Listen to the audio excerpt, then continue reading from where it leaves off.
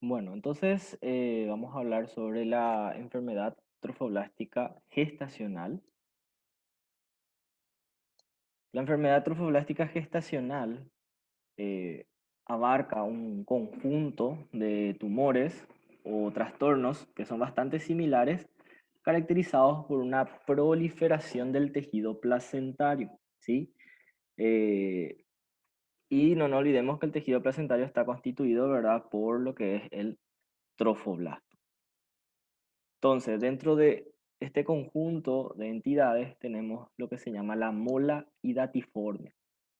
La mola hidatiforme se caracteriza por una distensión quística de las vellosidades coriales, ¿verdad? Las vellosidades placentarias, acompañadas de una proliferación trofoblástica que es bastante variable, ¿sí?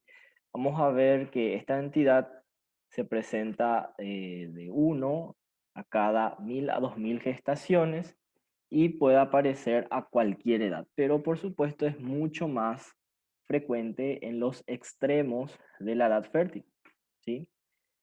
Vamos a ver que en base a estudios citogenéticos e histológicos se identificaron dos tipos de molas hidatiformes, que son molas benignas y no son invasivas, valga la redundancia. Tenemos la completa y tenemos la parcial, ¿ok? Entonces, la mola hidatiforme completa se debe a la fecundación de un óvulo que por algún defecto, ¿verdad?, durante la meiosis, perdió los cromosomas maternos, ¿sí? Y como resultado de la fecundación, tiene solamente el material genético del padre, ¿ok? Generalmente el cariotipo, el 90%, suele ser 46XX, ¿ok? Entonces el cromosoma X es del padre, los dos son del padre, ¿ok? Vamos a ver que generalmente el embrión que se produce muere en una etapa muy precoz, por lo que no puede ser identificado, ¿sí? Y acá está la importancia de esta entidad, que tiene un riesgo para evolucionar a lo que se llama una mola invasiva en un 15% de los casos y a un coriocarcinoma, que sería el tumor maligno, ¿verdad?, originado del tejido placentario, en un 2,5%, ¿ok? Y luego tenemos la mola hidatiforme parcial. En este caso, vamos a ver que va a haber una fecundación de un óvulo que sí tiene su material genético y este puede ser fecundado por dos espermatozoides, ¿sí? Entonces, al estar fecundado por dos espermatozoides, el material genético que va a tener, o sea, su cariotipo, va a ser triploide e inclusive puede ser tetraploide, ¿sí? Entonces tenemos 64XXY y 92XXXY, ¿ok? En este caso hay un mayor riesgo para la mola persistente, pero no así para el coriocarcinoma, ¿ok? Bueno, morfológicamente, ¿qué es lo que nosotros vamos a ver en las enfermedades conocidas como la mola hidatiforme? ¿Sí? Ecográficamente, nosotros vamos a encontrar que el útero va a estar agrandado de tamaño y la cavidad uterina va a estar ocupada por una imagen que recuerda mucho a una tormenta de nieve, nos describe la literatura. Macroscópicamente, vamos a ver que la masa de tejido va a estar compuesta por estructuras quísticas, transparentes, de paredes muy finas, de consistencia frágil y friable, que parece mucho como un racimos de uvas, ¿sí? Microscópicamente vamos a ver que esas estructuras quísticas corresponden a vellosidades coriónicas grandes, dilatadas, con presencia de cisternas, que son como unos pequeños quistecitos que le iré mostrando en las imágenes, y está recubierta por el trofoblasto, que en este caso va a ser un trofoblasto bastante exuberante, porque sufre lo que se llama una hiperplasia trofoblástica, ¿sí? Esas son las descripciones hechas en el caso de la mola completa, ¿sí? En el caso de una mola incompleta, las vellosidades, o sea, los cambios histológicos descritos previamente son menores, son menos pronunciados, ¿ok? Y en el caso de la mola incompleta, también podemos encontrar tejido embrionario, ¿sí? Que lo diferencia de la completa. Entonces acá tenemos una imagen de el tejido que fue evacuado de la cavidad uterina, donde vamos a encontrar, fíjense, estas estructuras esféricas, quísticas, distendidas, translúcidas, ¿sí? Entonces todas estas son vellosidades coriales totalmente dilatadas, hidrópicas, llenas de quistes, ¿ok? Parecen como racimos de uva, ¿ok? Y a la microscopía vamos a ver que esos pequeños quistes, ¿sí? Corresponden a vellosidades coriales dilatadas, fíjense lo grandes que son. Aquí adentro tiene como una cavidad que le llamamos cisterna, y miren el trofoblasto como es exuberante, ¿sí? Entonces esas son las características que vamos a encontrar en una mola, ¿sí? Cuando vemos que todas las vellosidades tienen esa característica, estamos hablando de una mola completa. Pero si encontramos algunas vellosidades que son más normales, acompañadas de esas vellosidades distendidas, con cisternas y hiperplasia del trofoblasto, es una parcial, ¿ok? En este caso tenemos más imágenes aumentadas de tamaño. Fíjense la vellosidad, cómo está agrandada de tamaño, ¿sí? Fíjense, acá tenemos una pequeña cavidad que le llamamos cisterna, y el trofoblasto tiene que ser exuberante. No vamos a ver un trofoblasto exuberante en todos lados, ¿verdad? Pero aquí sí, aquí fíjense lo exuberante que es el trofoblasto, ¿sí? Entonces esos son los cambios que vamos a ver en una enfermedad trofoblástica gestacional conocida como mola hidatiforme, ¿sí? El hecho de ser completa e incompleta ya va a variar. Tenemos que mirar todas las vellosidades o hacer estudios genéticos e identificar el cariotipo. Acá tenemos otras imágenes. Fíjense las vellosidades agrandadas, distendidas, ¿sí? Tenemos el trofoblasto que es exuberante, ¿sí? Y acá podemos ver que algunas vellosidades son más pequeñas, ¿verdad? Por lo que probablemente esto sea más una mola parcial. ¿Cuál es la clínica y la evolución de estas entidades? Vamos a ver que se manifiesta como un aborto espontáneo. O sea, tiene que haber primero un embarazo. Entonces va a haber un retraso menstrual. Luego de ese retraso menstrual, generalmente se manifiesta como una hemorragia, ¿sí? Como un aborto, como una pérdida. Y vamos a ver que esa pérdida, ese producto que se perdió, muchas veces se puede visualizar macroscópicamente esos racimos de uva que se van perdiendo, ¿ok? Entonces pueden ser macroscópicamente visibles o simplemente microscópicamente, ¿ok? Si le hacemos un dosaje de beta-HCG a esta mujer embarazada, vamos a encontrar que los valores de su beta-HCG va a ser mucho más por encima de lo normal esperado para su edad gestacional. A veces, cuando uno ve un beta-HCG muy elevado para una edad gestacional, uno piensa en embarazos múltiples, ¿sí? O cuando ya son demasiado elevados de lo esperado de lo normal, uno piensa o en esta entidad que es la mola, o puede ser inclusive ya un coriocarcinoma, ¿ok? Entonces el beta-HCG nos sirve para orientarnos, ¿ok? En el caso de que se hace legrado, ¿verdad? Se evacúa todo ese material expulsado y persista una elevación de este beta-HCG, eso puede indicarnos que en realidad no se evacuó totalmente y que exista una persistencia de esa mola. O inclusive podemos ver que esa mola pudo haber invadido más allá de la cavidad uterina. Entonces ahí tenemos el concepto de lo que se llama mola invasiva, ¿ok? El riesgo de mola invasiva, ya sabemos, es el 15% y de un coriocarcinoma de un 2,5% de estas entidades. Luego tenemos la mola invasiva. La mola invasiva se va a definir como la mola, ¿sí? La enfermedad trofoblástica gestacional caracterizada por una mola hidatiforme, pero este no está localizado en la cavidad endometrial, sino penetra más de ahí. O sea, ¿hacia dónde penetra? Hacia el miometrio, ¿sí? Hacia la pared uterina. Y puede inclusive llegar a atravesarlo completamente y producir una perforación, ¿sí?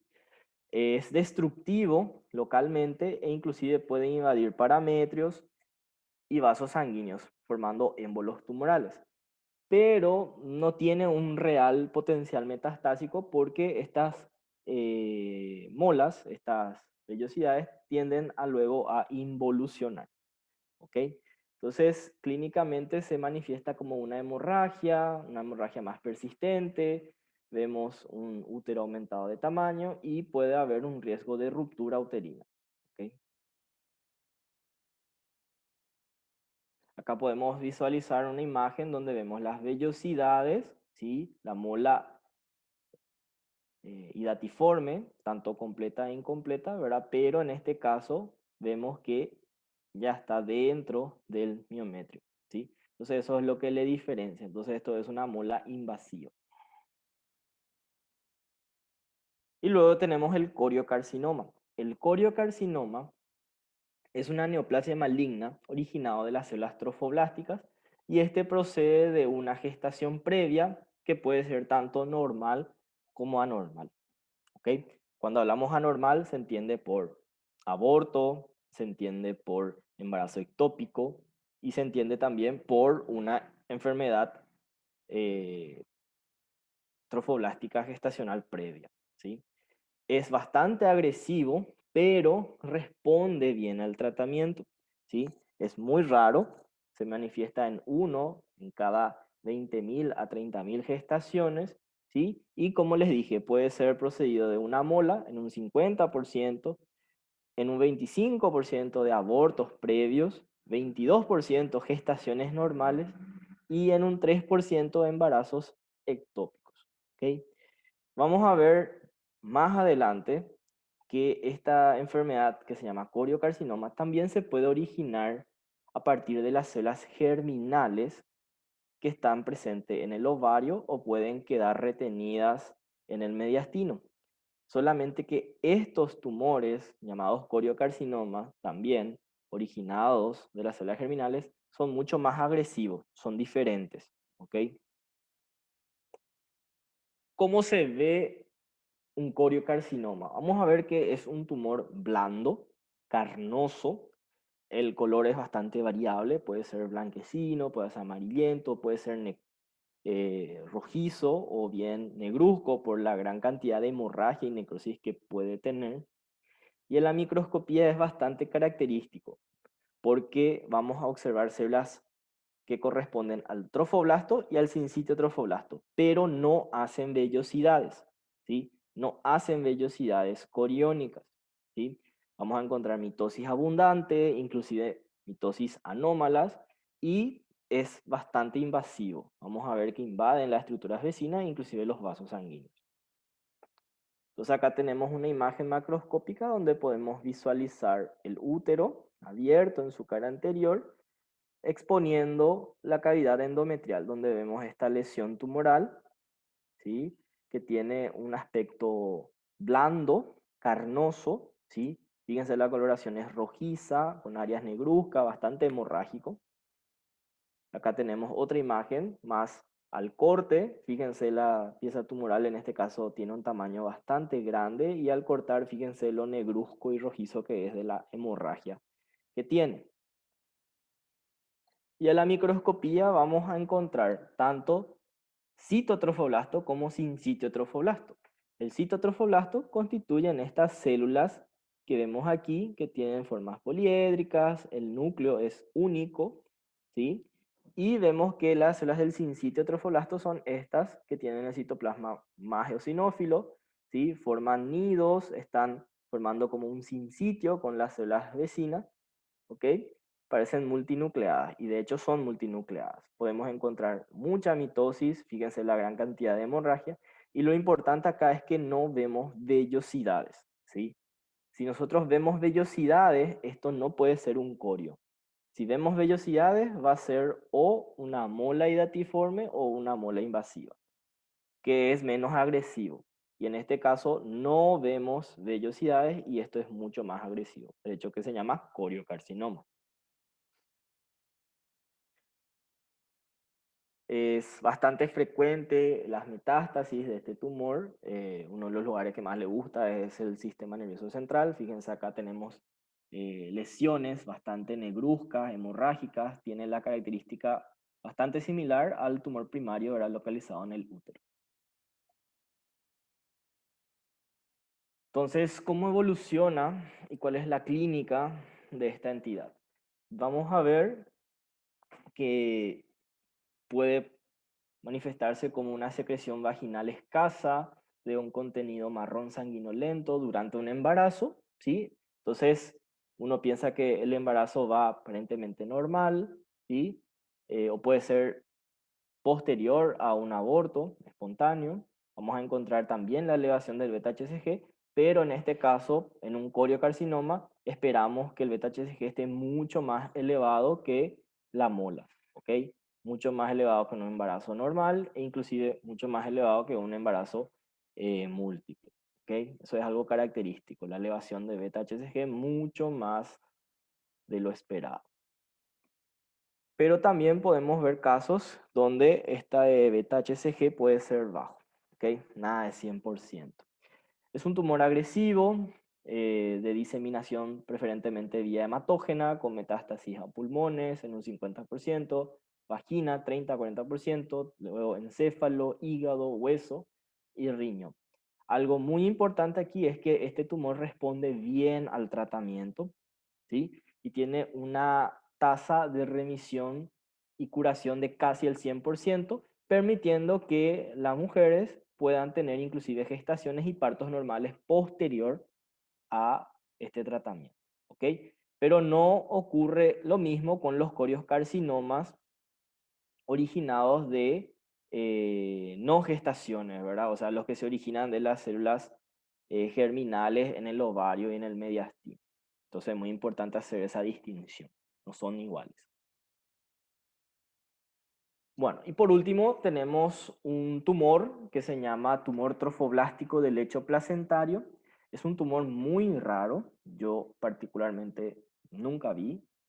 Se presenta en un 2% de las neoplasias trofoblásticas gestacionales y esta se genera a partir de lo que se llama el trofoblasto intermedio. Entonces tenemos el citotrofoblasto y el sincitotrofoblasto, pero tenemos también otro trofoblasto que se llama trofoblasto intermedio, ¿sí? Entonces a partir de este trofoblasto intermedio se origina este tumor y clínicamente se puede manifestar como una masa uterina acompañada también de una hemorragia anómala o amenorrea y también puede producirse elevación del beta-HCG. ¿Okay? En este caso, el pronóstico es bueno para las enfermedades localizadas, pero aquellas que son diseminadas, ¿verdad? Por supuesto, pueden llegar a fallecer. ¿Okay? Entonces, las lesiones localizadas tienen buen pronóstico y las diseminadas no. Histológicamente, este tumor se caracteriza por la presencia del trofoblasto intermedio. El trofoblasto intermedio tiene características como ser células grandes, poliédricas, con un citoplasma más abundante, más eosinófilo, ¿sí? Vemos que puede ser uninucleado como multinucleado, tiene ese aspecto epitelioide, ¿sí? Entonces estas son las células del trofoblasto intermedio. Bueno, y eso es todo con respecto a la enfermedad trofoblástica gestacional.